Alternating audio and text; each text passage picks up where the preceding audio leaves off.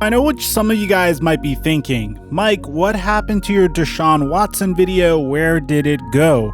Well, I had to take the video down because it got demonetized. Now, I'm sure a good majority of you guys have seen it already. However, if you happen not to see it and there's enough demand for it in the comment section down below, I'll post it onto my Instagram page. That way, I don't have to worry about an algorithm not showing the video to the people that may want to watch the video. I guess the topic was a little bit too controversial for YouTube, and as a YouTube content creator, although it kind of bugs me because it was one of my better videos and I put a lot of research into it, I'll accept the fate that YouTube gave me and just be thankful that it's just one video that got demonetized and not like my whole channel. With that being said, before we get to the content, just a brief reminder, I'm giving away a signed piece of NFL memorabilia to a subscriber that turns on my notifications on this channel. We already announced one winner and I'm planning on doing multiple more of these winners. Just let me know in the comment section down below what piece of NFL memorabilia you would like. On top of that, I want to give a shout out to Michael Fernandez and Elijah Cole for being our latest members of Mike Mafia. Now that we get all of that out of the way,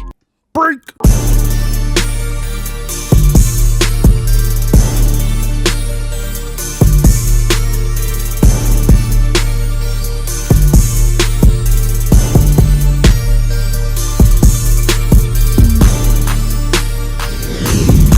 Mic check 1 2 1 2. What's going on, everybody? It appears as though the wide receiver market is beginning to materialize just a little bit more. You see, at first we were all waiting for Kenny Golladay to finally make his decision, and meanwhile, at the time I'm making this video, he seems very locked in with the Chicago Bears on potentially signing a 1-year $11 million contract with them. And for all you know, by the time you guys see this video, he may have signed with them, but he also took meetings with the Giants, and he's really taking his time to make this upcoming decision, and he should, because in my opinion, he's probably the most talented wideout on the market. Now, a wideout that's no longer on the market is a man by the name of Will Fuller. Yes, and what seems to be a trend in the NFL where Houston Texans players go to Miami and Miami Dolphins become Houston Texans, it appears as though Will Fuller is the next individual to do such a thing, signing a 1-year deal with the Miami Dolphins, which seems like the perfect situation for him. Honestly, he's a speedy wide receiver, a perfect ideal target for Tua,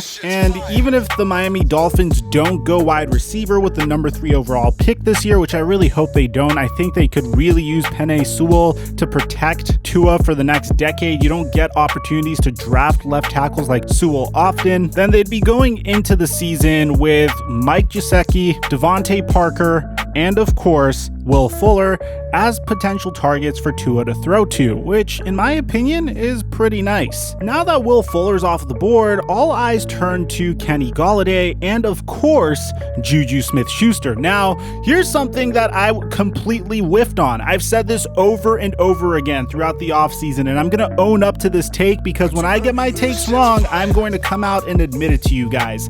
I said that it was a for sure foregone conclusion that Juju Smith-Schuster was going to leave the Pittsburgh Steelers. It just made too much sense. The Pittsburgh Steelers invested a second-round draft pick in each of the last 3 NFL drafts in the wide receiver position, and they have really good wide receivers as well. They drafted Chase Claypool last year, then you got Deontay Johnson, you have James Washington, and then you combine that with the fact that Juju Smith-Schuster is starting to gain a pseudo-celebrity type of status and is really focused on his career off the field, and it just made so much sense that he was going to leave the Pittsburgh Steelers and cash in on a huge payday. And of course, the Pittsburgh Steelers weren't going to break the bank to sign him because they already have a pretty decent wide receiver core and they have multiple different holes on their entire football team.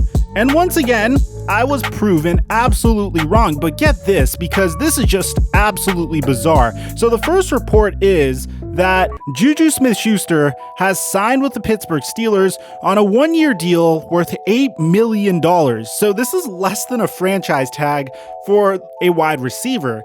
And get this is where it gets really interesting. He had offers from both the Baltimore Ravens and the Kansas City Chiefs, and he decided to stay home. So Taylor Biscotti, and I apologize, Taylor, if I completely butchered your name, came out and said that Juju is returning to Pittsburgh on a one-year deal, taking a massive pay cut to return to his home over larger offers from divisional rivals and Super Bowl contenders to accommodate Pittsburgh's tough cap situation.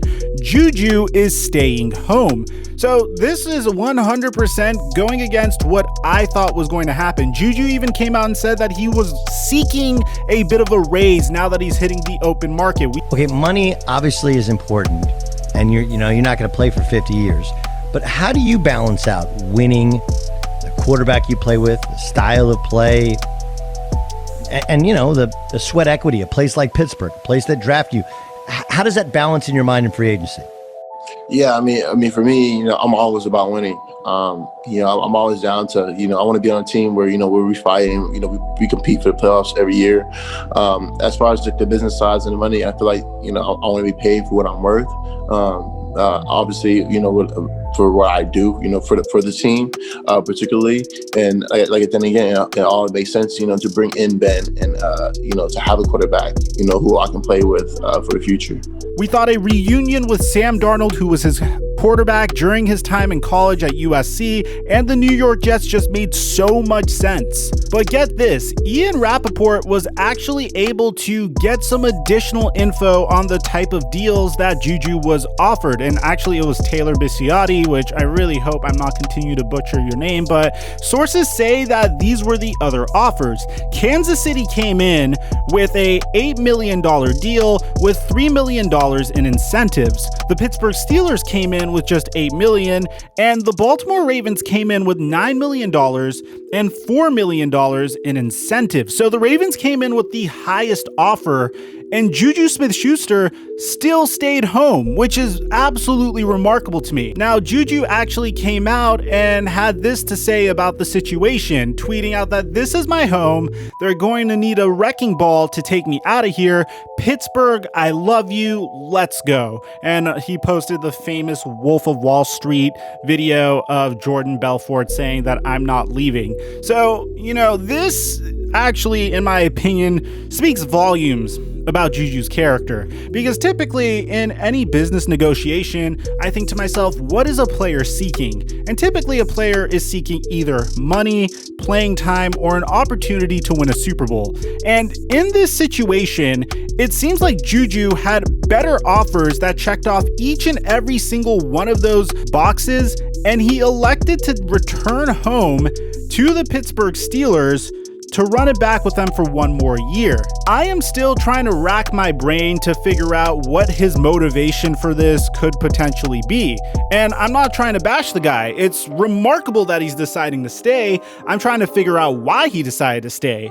So if you're a Pittsburgh Steelers fan, let me know what you guys think about this, because anytime you can retain one of your own players for significantly below market value, you have something that you should celebrate. So Juju Smith-Schuster is back on the Pittsburgh Steelers. So if you're a Steelers fan, let me know what you think about his return. Aside from that, I'm your boy Mike, and I'm dropping our mic until our next upload.